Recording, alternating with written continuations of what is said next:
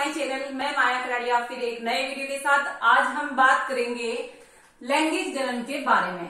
देखिए, part first में sexual reproduction या अलैंगिक जनन मैं आपको बता चुकी हूँ। इस पार्ट में हम बात करने वाले हैं लैंगिक जनन के विषय में। लैंगिक जनन क्या है, इसके कौन कौन से स्टेप्स इस वीडियो में हम लेंगे। इसमें हम लेंगे लैंगिक जनन क्या है, फेजेस ऑफ लाइफ साइकिल की जीवन चक्र में कौन कौन सी अवस्थाएं आती है, जिसको हम कह सकते हैं किशोर अवस्था, वयस्क अवस्था और जीर्ण अवस्था, यानी कि जुवेनाइल फेज, एडल्ट फेज और सेनेसेंट फेज। ये अवस्थाएं किस तरह से बॉडी में चेंजेस करती हैं। इसके बाद हम लेने वाले हैं लैंगिक जनन की कुछ घटनाएं, और उन घटनाओं में सबसे पहले है निषेचन पूर्व घटनाएं। निषेचन पूर्व घटनाओं में कौन कौन सी प्रोसेस होगी। एक होगी गैमेटोजेनेसिस, यानी कि युग्मक जनन, युग्मकों का बनना, जो अगुणित कोशिकाएं होती है युग्मक, उनका बनना। गैमेटोजेनेसिस में जीवों में लैंगिकता, कैसी सेक्सुअलिटी पाई जाती है जीवों में, ये टॉपिक रहेगा। नेक्स्ट होगा युग्मक संरचना में कोशिका विभाजन किस तरह का होता है, किस तरह की कोशिकाओं में कैसा विभाजन होगा, ये जो है दोनों गैमेटोजेनेसिस में आएंगे। और गैमेट ट्रांसफर, ये होगा निषेचन पूर्व की घटनाएं, यानी निषेचन की प्रोसेस होने से पूर्व की जो सिचुएशंस होगी उनमें कौन कौन सी घटनाएं होगी। गैमेटोजेनेसिस होगी, यानी गैमेट फॉर्मेशन, युग्मकों का बनना। और गैमेट ट्रांसफर, यानी कि नर युग्मक मादा युग्मक से जो है मिलता है और किस तरह से निषेचन की प्रोसेस के लिए निकट आते हैं नर युग्मक और मादा युग्मक, इसको हम गैमेट ट्रांसफर में लेंगे। देन इसके बाद होगा निषेचन का प्रोसेस बताएंगे और निषेचन पश्चात घटनाएं। अगला टॉपिक होगा निषेचन पश्चात घटनाएं। तो सबसे पहले मैं शुरू कर रही हूं कि लैंगिक जनन क्या है। गाइस, लैंगिक जनन होता है एक जैसे जीव या विपरीत लिंग वाले जो जीव होते हैं उनमें युग्मकों का बनना, जीव द्वारा नर युग्मक व मादा युग्मकों का बनना और उनमें सिनगेमी होना। सिनगेमी का मतलब होता है युग्मकों का मिलना, नर युग्मक और मादा युग्मकों का मिलना और उनसे नए जीव का निर्माण होना। क्या हुआ इस प्रोसेस में लैंगिक जनन में? लैंगिक जनन में नर युग्मक व मादा युग्मक बनते हैं, या उसमें वो जीव एक जैसा भी हो सकता है, तो गैमेट्स एक जैसे भी बन सकते हैं और गैमेट्स अलग अलग भी हो सकते हैं। गैमेट्स के बारे में भी मैं आपको बताऊंगी, इसी में आगे आपका टॉपिक रहेगा कि गैमेट्स किस किस टाइप के बन सकते हैं, नर युग्मक और मादा युग्मक। और उनमें संलयन होना, युग्मक संलयन होना, जिसे हम सिनगेमी कहते हैं, और उनसे एक एम्ब्रियो फॉर्मेशन होकर के नए जीव का निर्माण होना। यही प्रोसेस पेड़ पौधों में भी होती है और यही प्रोसेस प्राणियों में भी होती है। ये जो प्रोसेस है, कंप्लीट प्रोसेस मैं आपको समझाने वाली हूँ इस वीडियो में, ये होता है लैंगिक जनन। अब लैंगिक जनन में किस किस तरह की घटनाएं होती है, जैसे कि मैंने आपको बताया कि इसमें कुछ निषेचन के पहले घटनाएं होगी और कुछ निषेचन के बाद में घटनाएं होगी। जो मानव का शरीर है या प्लांट बॉडी होती है, उसके अंदर किस तरह से चेंजेस आते हैं। जब एम्ब्रियो फॉर्मेशन से जो एक छोटा सीडलिंग बनता है, प्लांटलेट बनता है, प्लांटलेट से एक बड़ा पादप बनता है, उसमें बहुत सारे चेंजेस आते हैं गाइस। तो आप उन चेंजेस के बारे में देखते हुए, इसी तरह से एक एम्ब्रियो फॉर्मेशन यदि मानव के शरीर में होता है और एक जो है जीर्ण अवस्था तक उसके शरीर में परिवर्तन आते हैं, तो किस किस तरह के परिवर्तन आते हैं, कुछ उनको लेंगे, कुछ प्लांट्स के बारे में लेंगे और लैंगिक जनन को, संपूर्ण लैंगिक जनन के वेरियस स्टेप्स मैं आपको इसमें क्लियर करूंगी। देखिए, जनरली जीवों का शरीर, जो उच्च श्रेणी के जीव होते हैं, उनका शरीर होता है द्विगुणित कोशिकाओं से बना हुआ। कैसा होता है? द्विगुणित कोशिकाओं से बना हुआ होता है। और जो निम्न श्रेणी के जीव होता है उनमें अगुणित कोशिकाओं से बने हुए शरीर होते हैं। जब गैमेट फॉर्मेशन होता है तो इनमें क्या होता है? इनमें होता है अर्धसूत्री विभाजन। अर्धसूत्री विभाजन, अर्धसूत्री विभाजन और समसूत्री विभाजन आप पढ़ चुके हो, अर्धसूत्री विभाजन में गुणसूत्रों की संख्या मात्र कोशिका से जब पुत्री कोशिकाएं बनती है तो आधी रह जाती है, यानी पुत्री कोशिकाओं से के अंदर मात्र कोशिका की अपेक्षा गुणसूत्रों की संख्या आधी रह जाएगी।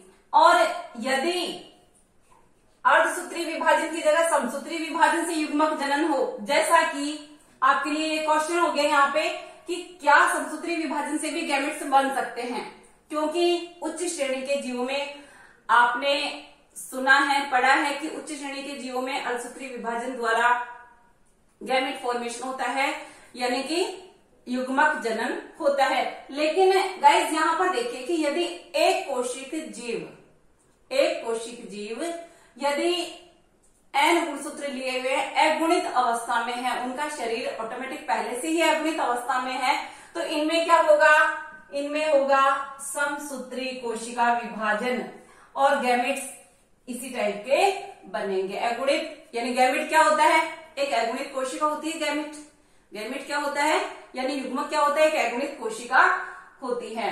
अब ये तो बात हुई कि किस तरह से गैमेट फॉर्मेशन होता है, या आगे आपको और इसी में क्लियर होगा। सबसे पहले बात करते हैं कि जीव या पौधे, कोई से भी जीव हो सकते हैं, कोई भी पौधे हो सकते हैं। बहुत सारे प्रकृति में ऐसे उदाहरण हैं जो कि पौधे भी दोनों प्रकार के सेक्स ऑर्गन्स लिए हुए हैं, जनांग लिए हुए हैं। बहुत सारे ऐसे जीव हैं जो कि यूनिसेक्सुअलिटी और बाइसेक्सुअलिटी में है, यानी कि द्विलिंगी और एक लिंगी प्रवृत्ति में ये है। जैसे कि यूनिसेक्सुअल कंडीशन यदि होगी, एक ही प्रकार का जनांग उपस्थित होना यूनिसेक्सुअलिटी कहलाएगा, एक लिंगी प्रवृत्ति कहलाएगा। और ये जो है जैसे कि मानवों में पाई जाती है, नर और मादा अलग अलग होते हैं। इसी का एग्जाम्पल है तिलचिट्टे के अंदर भी नर और मादा अलग अलग होते हैं। बाइसेक्सुअल कंडीशन जिसमें नर और मादा जनांग दोनों एक ही प्राणी में उपस्थित होवे, उसको कहते हैं बाइसेक्सुअल या द्विलिंगी कंडीशन। जैसे कि केचुए के खंडों में होते हैं नर जनांग और मादा जनांग दोनों पाए जाते हैं। इसी तरह से हाइड्रा और स्पंज में आपको देखने को मिलते हैं। अब वापस एक शब्द आता है स्टैमिनेट और पिस्टिलेट कंडीशन क्या होती है। गाइस एक एक शब्दों पे फोकस करिएगा, क्योंकि आपको इन्हीं शब्दों के इर्द गिर्द लैंगिक जनन पूरा समझ में आएगा। स्टैमिनेट का मतलब होता है स्टेमन्स का उपस्थित होना, जो पुंकेसर वाला भाग यदि प्लांट में मौजूद है, लेकिन केवल पुंकेसर वाला भाग, यदि पुंकेसर वाला यानी कि नर जनांग उपस्थित है तो प्लांट कहलाएगा स्टैमिनेट। और यदि केवल पिस्टिल प्रेजेंट है, यानी कि स्त्री केसर प्रेजेंट है, मादा जनांग प्रेजेंट है, तो उसको हम कहेंगे पिस्टिलेट। आया समझ में।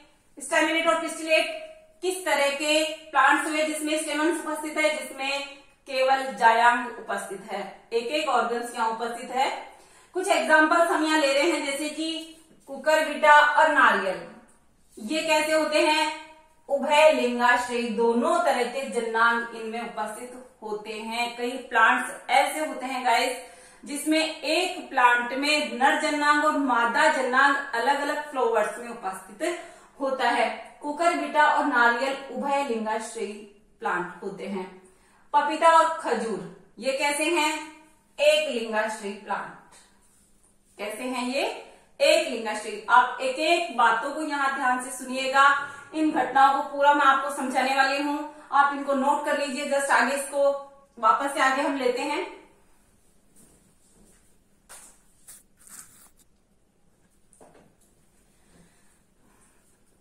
देखिए फेजेस ऑफ लाइफ साइकिल की कौन कौन सी अवस्थाएं जीवन में आती है। ये अवस्थाएं पेड़ पौधों में भी आती है और ह्यूमन बींग्स यानी जीवधारियों में भी आती है, जिसमें कि विशेष प्रकार से अपनी बॉडी में चेंजेस होते हैं, परिवर्तन होते हैं, चक्रिक परिवर्तन हम इनको कहते हैं। जैसे कि किशोरावस्था में क्या होता है, जन्म से परिपक्वन तक की अवस्था, यानी कि अंगों का विकसित होना। बॉडी में क्या चेंजेस होते हैं, अंगों का विकसित होना इसमें होता है। प्रजनन पूर्व की अवस्था यानी अंग विकसित होना चालू होते हैं, जैसे कि पौधे में जर्मिनेशन हुआ, अंकुरण हुआ, और परिपक्वन जब तक उसके अंदर जो है ऑर्गन से विकसित नहीं हो जाते तब तक की अवस्था हो जाएगी किशोरा अवस्था। इसी तरह से ह्यूमन बींग्स में, इसी तरह से प्राणियों में।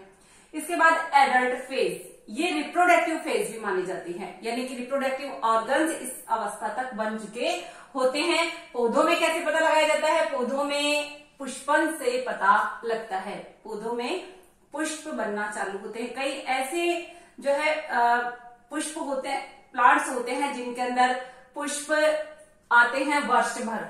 कई ऐसे पौधे होते हैं जिनमें वर्ष भर पुष्पन चलता है। कई ऐसे होते हैं जो विशेष ऋतु में पुष्पन करते हैं, उनको हम पॉलीकार्पिक कहेंगे, जो विशेष ऋतु में यानी साल के साल पुष्पन होता है। कई ऐसे पौधे होते हैं जो कि करीब 100 वर्षों में एक बार पुष्पन करते हैं, जैसे कि बांस का पौधा। कौन सा होता है? बांस का पौधा। इसको हम कहेंगे मोनोकार्पिक। कई वर्षों में केवल एक बार पुष्पन होता है बांस का पौधा। इस तरह से जो है तीसरी अवस्था आती है जीर्णावस्था या सेनेसेंट फेज। इसको हम कहेंगे ये वो अवस्था होती है जिसमें कि सेल डिवीजन एकदम से शिथिल हो जाता है, और जब शिथिल होने लगता है तो इसको कहेंगे वृद्धा अवस्था। और इस अवस्था में अंगों का शिथिल होना चालू हो जाता है। इस तरह से गाइस बॉडी में बहुत सारे चेंजेस होते हैं, और चेंजेस होने के साथ साथ कुछ ना कुछ इनमें वातावरण का प्रभाव भी पड़ता है और हार्मोन्स का प्रभाव भी पड़ता है। वातावरण का प्रभाव भी पड़ता है और हार्मोन्स का प्रभाव भी पड़ता है। इन चक्रिक परिवर्तनों को हम देख सकते हैं जीवधारियों में। कैसे? कि जैसे प्रजनन चक्र पे इनका प्रभाव पड़ रहा है, कहीं ना कहीं किसी न किसी रूप में उनके व्यवहार में परिवर्तन आएगा।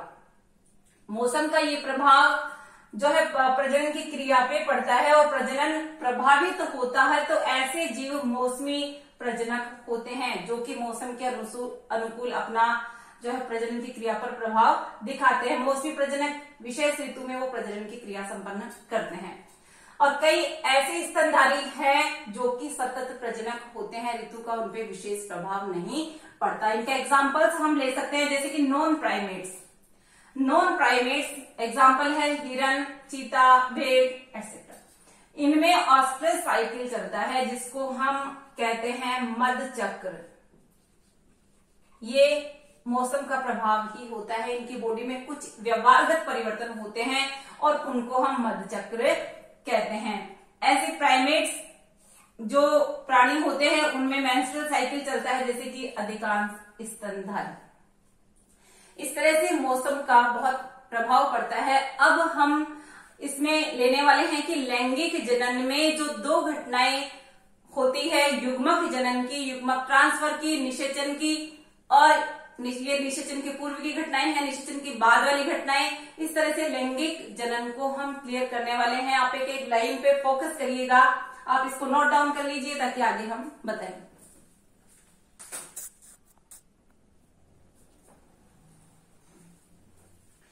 अब देखिए निषेचन पूर्व घटनाएं। किस तरह से लैंगिक जनन में सबसे पहले युग्मक जनन होता है, यानी युग्मक का निर्माण किस तरह से होता है। युग्मक एक अगुणित कोशिका होती है। यदि जीव का शरीर द्विगुणित है तो निश्चित रूप से अर्धसूत्री विभाजन होगा, और अर्धसूत्री विभाजन के द्वारा ये अगुणित कोशिकाएं या इस प्रकार युग्मक का निर्माण होगा। गाइस एक बहुत अच्छी सी बात मैं आपको बताती हूँ कि क्वेश्चन आता है बार बार कि पीढ़ी दर पीढ़ी गुणसूत्रों की संख्या निश्चित बनी रहती है, क्यों?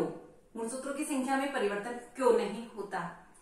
गुणसूत्रों की संख्या में परिवर्तन इसीलिए नहीं होता क्योंकि जीव का शरीर होता है द्विगुणित, और जब जनन की अवस्था आती है, क्योंकि शरीर में काय कोशिकाएं और जनन कोशिकाएं होती है, जनन के समय जनन कोशिकाओं में अर्धसूत्री विभाजन होता है, और उस अर्धसूत्री विभाजन के द्वारा युग्मक निर्माण होता है। ये होता है युग्मक, और इस युग्मक के निर्माण से वापस जैसे ही फर्टिलाइजेशन होगा, निषेचन होगा, तो नर और मादा युग्मक मिलकर के वापस द्विगुणित जाइगोट या युग्मनस का निर्माण करेंगे। इसीलिए वापस गुणसूत्रों की संख्या एम्ब्रियो में या शिशु में या नया कोई सीडलिंग बनेगा उसमें जो है गुणसूत्रों की संख्या एज इट इज हो जाएगी, जो पीढ़ी दर पीढ़ी चलती रहती है। इसलिए अर्धसूत्री विभाजन इसके लिए बहुत ज्यादा आवश्यक होता है और शरीर में होता है।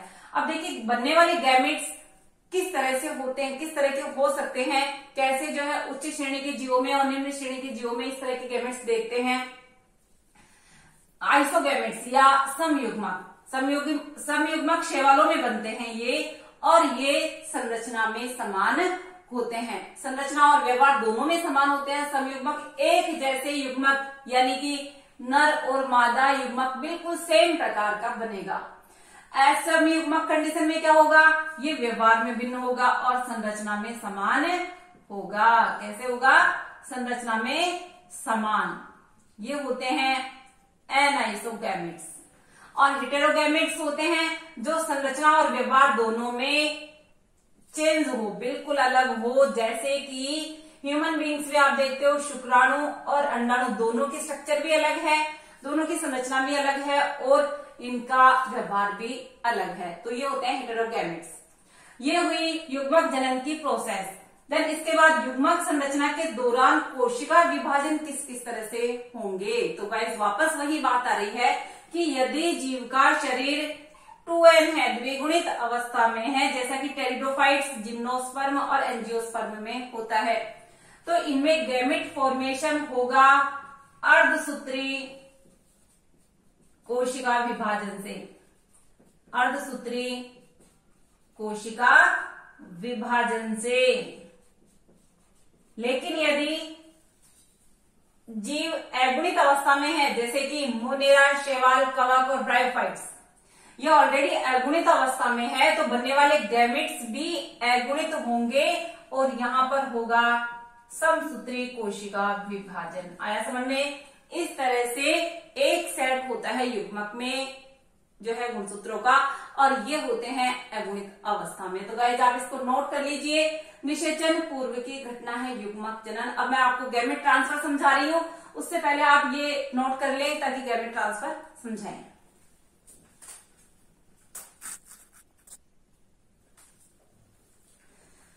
चलिए अब देखते हैं कि युग्मक स्थानांतरण क्या होता है। युग्मक स्थानांतरण होता है नर युग्मक व मादा युग्मक का निकट आना।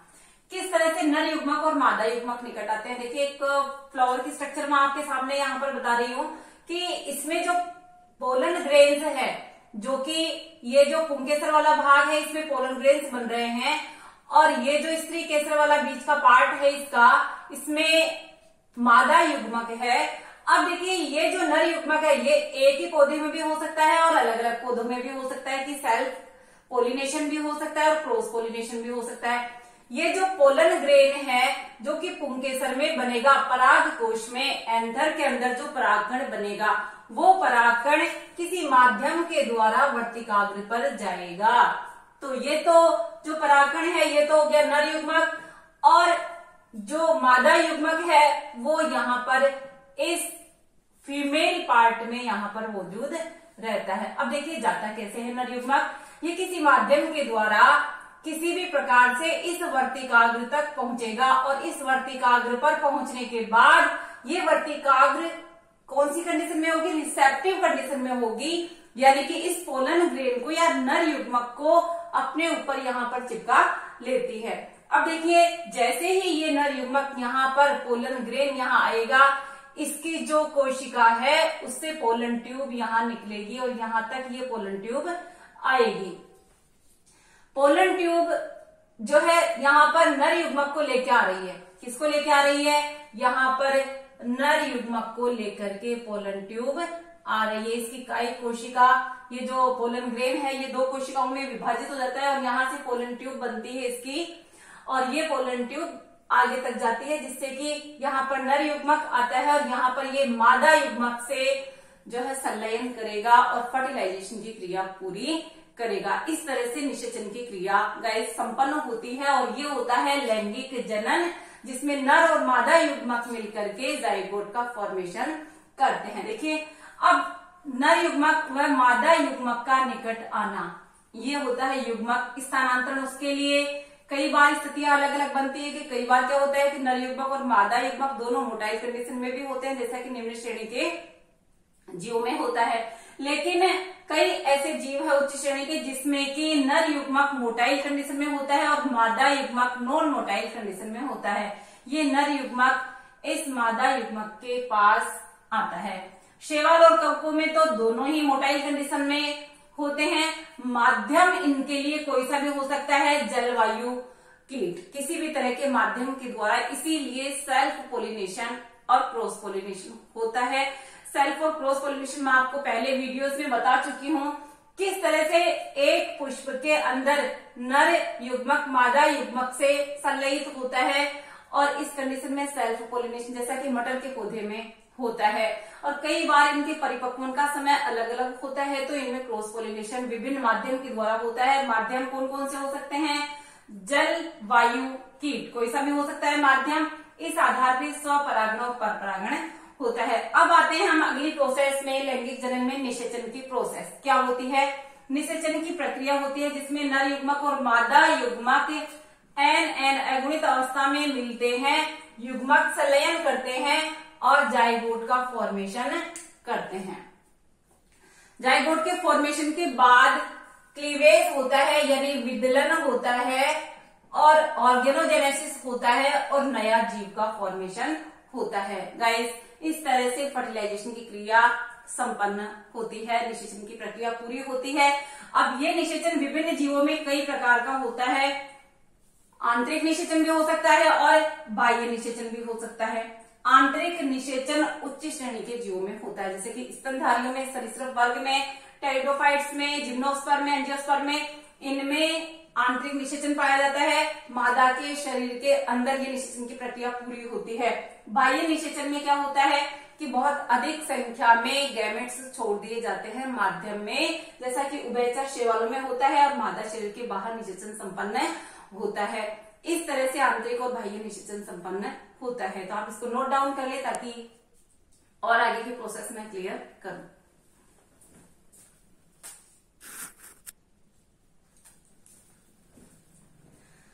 अब देखिए, निषेचन की पूर्व की घटनाएं आप समझ चुके हो। निषेचन के पश्चात जैसे ही युग्मनज फर्टिलाइजेशन के द्वारा युग्मनज बनता है, नर युग्मक और मादा युग्मक मिलकर के युग्मनज बना लेते हैं, तो गाइस इसके द्वारा एम्ब्रियो फॉर्मेशन होता है, भ्रूण का निर्माण होता है।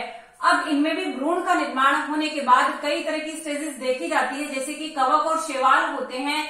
ये युग्मनज बनाने के बाद विश्रांति काल में आ जाते हैं, अपने चारों तरफ एक भित्ति बना लेते हैं, और ये अनुकूल परिस्थितियों में इस भित्ति के बाद इस युग्मनज में अंकुरण होता है और अगुणित पादप शरीर बनता है।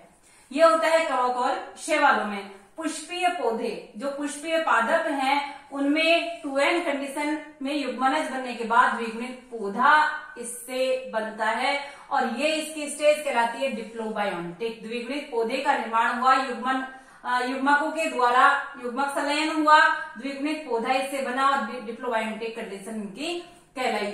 इसके बाद देखिए कई ऐसे पौधे होते हैं जैसे मॉस, ये अगुणित पादप होते हैं, इनके युग्मक होते हैं अगुणित, और ये जैसे युग्मक संलयन करेंगे युग्मनज का